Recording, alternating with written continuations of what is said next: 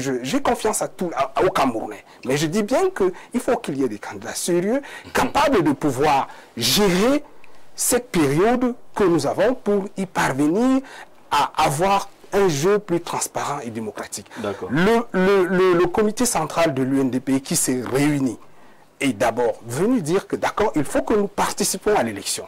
Et ça s'est passé à toutes les occasions des élections présidentielles, nous avons déjà dit. Et maintenant, la première chose, c'était il faut que nous participons à l'élection. La deuxième, il faut que nous ayons notre candidat, c'est-à-dire que notre président puisse se porter candidat. Et le président, depuis qu'il est... Ce n'est pas un candidat, ce ne sont pas des candidatures de la diversion. Depuis qu'il est... Non. La population est partie. Vous ne pouvez pas dire que pour faire la diversion... Vous n'avez pas senti qu'il y a des vents violents qui arrivent et vous voulez glisser... Non, je dis bien que l'UNDP a participé à toutes les élections. Je dis bien toutes les élections depuis 1990 jusqu'à date. L'UNDP a participé à ces élections. Et ça, c'est pour exprimer ce que le peuple... recevoir le mandat du peuple et pouvoir l'exprimer. Donc, il n'y a pas une question qui puisse dire qu'on a vu une situation ou on a vu telle autre situation. Non. La population s'est réunie, on a des élus, on a le comité central, on est représenté dans tous les dirigeants, dans les 58, l'UNDP, dans les 58 départements. C'est une candidature sérieuse. Ce n'est pas quelqu'un qui a y a-t-il une candidature plus sérieuse que celle-là? C'est pas à moi de répondre. Alors, bonsoir Monsieur Jean-Jacques Zé, et à tout votre panel, on va prendre notre partenaire dans 2 minutes. Voilà, il va s'installer juste quelques 2 minutes. Voilà. Bonsoir Monsieur Jean-Jacques Zé, et à tout votre panel, le candidat de Monsieur Niek, qui le connaît? Est-ce qu'il peut se placer au carrefour Bata-Lonkak? Et on le remarque même vraiment, les 81 candidatures est à déplorer. Le vrai candidat de l'UPC, c'est le Donald Trump camerounais, le professeur Jean Baïdek. Mais les candidatures montrent que Paul Biya a échoué. Et maintenant, tout le monde voit qu'il peut faire mieux que Paul Biya. Monsieur Niek, arrêtez la mafia. Ngono Tchala, depuis Akak. Vous connaissez Akak? Ça vient de loin, ce message-là, que votre candidat sur le place au carrefour Lonkak, personne ne va le reconnaître. Bien entendu. Tant qu'il ne va pas ouvrir les yeux, vous savez. Non. Fermez vos yeux, le soleil va continuer à briller. D'accord. Voilà quelqu'un qui est apprécié par tout le monde. Même ceux qui sont contre lui. Mais qu'un type qui a fermé volontairement les yeux, pense ne pas voir. Dans tous les cas, peut-être qu'il n'a pas la télé, il n'a pas accès aux réseaux sociaux, mais aujourd'hui, c'est un regret. Peut-être qu'il voudrait voir le candidat sur le terrain, aller faire un meeting. Il ne peut rien attendre. Mais déjà qu'il en parle, ça veut dire qu'il le connaît lui au moins. Ceux qui ne le connaissent pas n'en parlent pas. Biya, Boubabelo, Chiroma, Kamto, c'est fatigant. Tous ces gens qui ont servi, et nous voyons le pays pourrir, soyons sérieux. À quoi devons-nous s'attendre d'eux? N'oublions pas que ces personnes ont pris des fonctions étant bien jeunes. Je ne sais pas pourquoi ils ne croient pas en la jeunesse aujourd'hui. Certainement parce que leurs pauvres enfants alors, ne sont pas concernés puisqu'ils gagnent bien leur vie à l'extérieur. Tout parent normal souhaite voir son enfant prendre des responsabilités pendant qu'il prend sa retraite justement pour faire mieux que lui. Joseph Pondi qui envoie ce message-là. Notre partenaire va s'installer pour quelques minutes seulement. Il va nous parler de santé. Le débat sur la jeunesse n'est pas un programme politique. Tout à fait. Ça, il faut le préciser.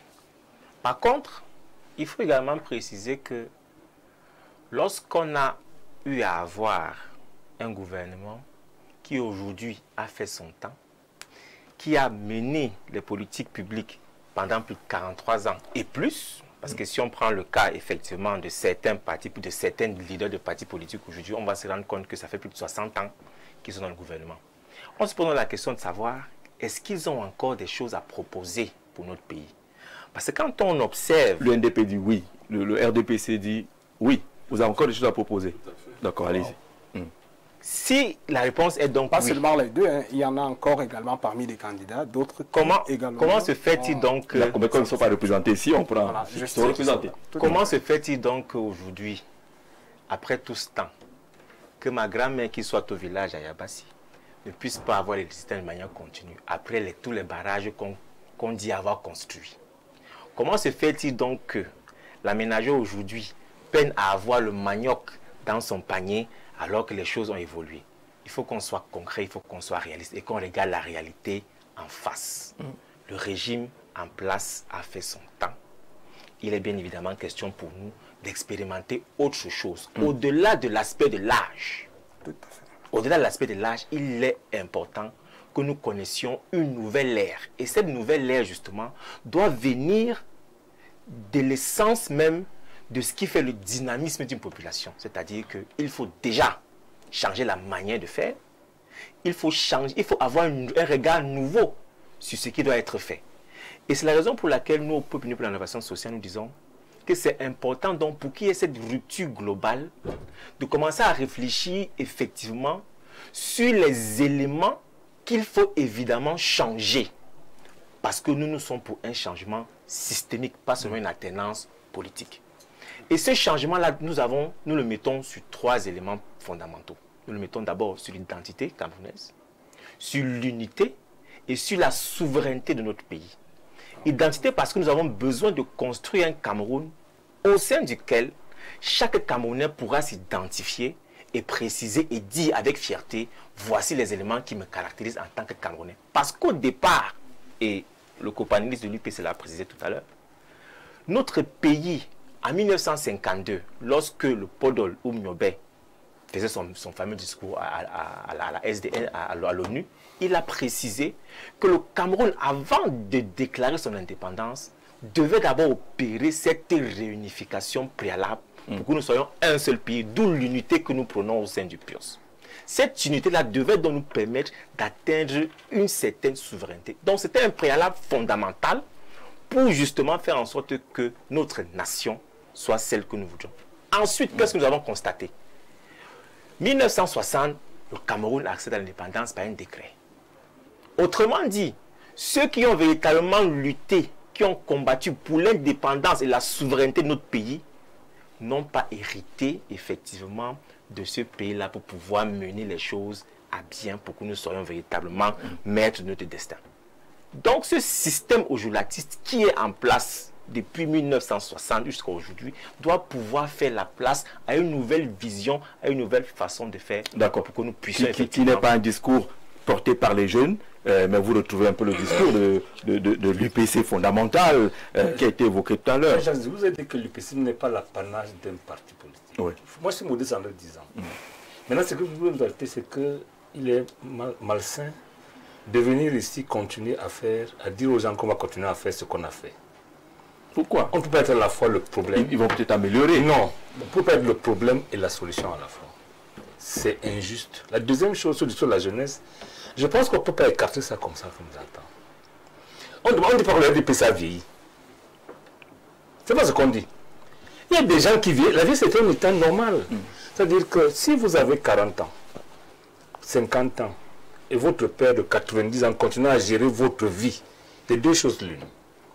Ou le père a échoué pour votre éducation, ou vous êtes un échec à ses yeux. Tout à fait. Voilà, la réalité, c'est pas ce qu'on dit.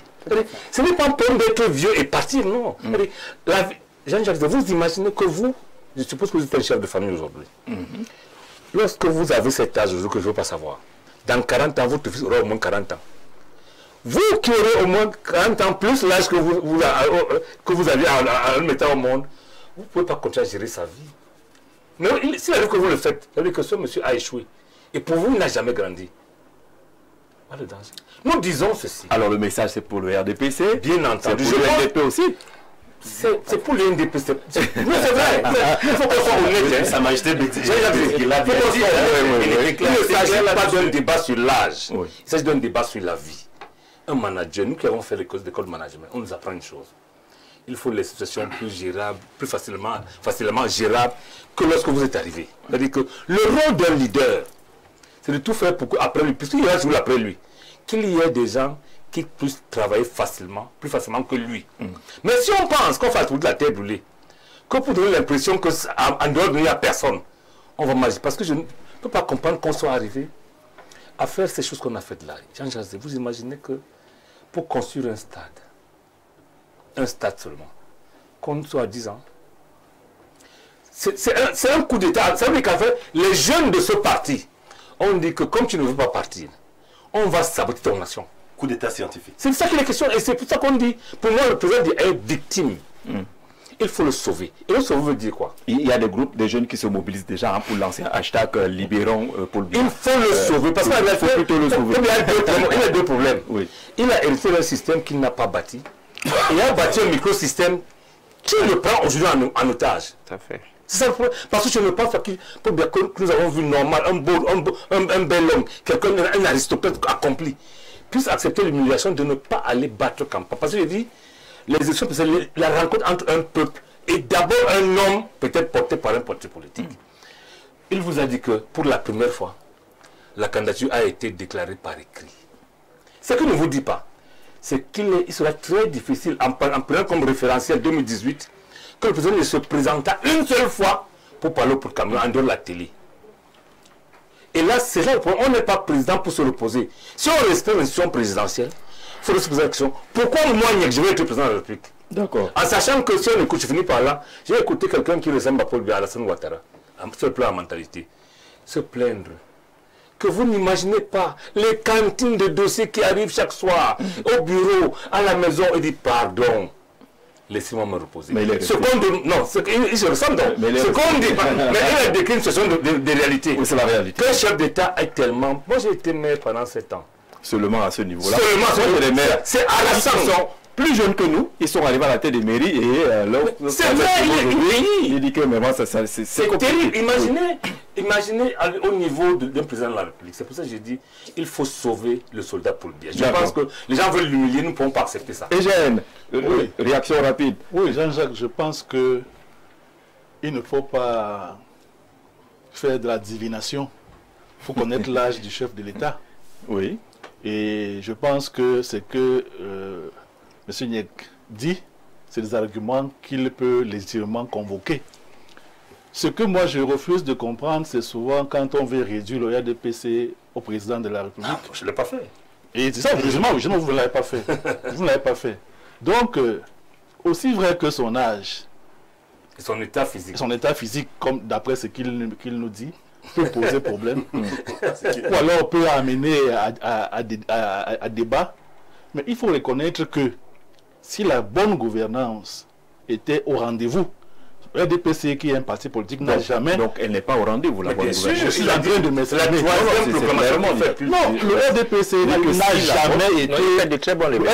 n'a jamais été le soutien des membres du gouvernement qui s'écartent de la règle. D'accord. Le RDPC n'a jamais été le bouclier de ceux qui se mettent en marge de la bonne gouvernance.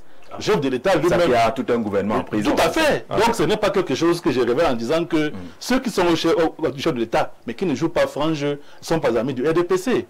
Et en cela, donc, on peut regretter qu'est-ce qu'il y a de ce genre de brebis galeuses, qu'on comprenne que c'est ce qui peut amener à faire penser que le chef de l'État, vu son âge, ne pourrait pas. Mais si la machine institutionnelle, si les hommes qui incarnent le parti prennent au sérieux leurs fonctions, leur rôle, on ne se rendra même pas compte de l'âge du chef de l'État. Donc moi je pense que... Et là ça devient compliqué. Je pense qu'on doit plutôt, rassurer... La machine ne suit pas la direction donnée, c'est un problème. Rassurer les Camerounais quant à ce que l'âge du chef de l'État est certes avancé, mais ce n'est pas lui seul qui travaille pour le pays. Derrière lui, il y a toute une équipe. Nous voulons seulement que cette équipe soit une équipe conséquente. Une équipe conséquente qui soit à la hauteur des enjeux que nous voulons pour notre pays.